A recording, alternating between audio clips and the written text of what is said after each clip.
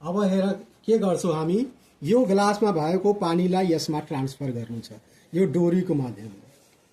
यो डोरीको माध्यमले यो दुई टाढा भएको ग्लासको पानी एक अर्कोमा खन्याउनु छ। यो के हुन्छ भने हामीले साइन्समा पढेका छौँ, सरफेस टेन्सन एउटा गुण हुन्छ पानीको, होइन? यही सरफेस टेन्सनको कारण यहाँ आएर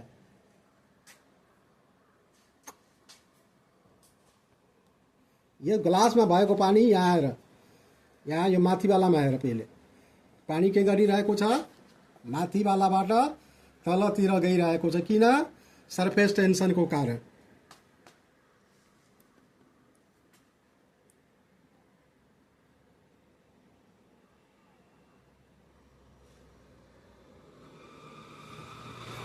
गिरिरहेछ, पानी गइरहेछ। हेर यो गिलास भर्दैछ। पानी पानीमा लाग्ने फोर्स कोहेसिभ फोर्स हो र पानी र डोरीमा लाग्ने फोर्स एडहेसिभ फोर्स हो। यो दुईटै फोर्स मिलाएर सरफेस टेन्सन हुन्छ। यही सरफेस टेन्सनको गुणको कारण यस ग्लासको पानी अर्को ग्लासमा गइरहेछ।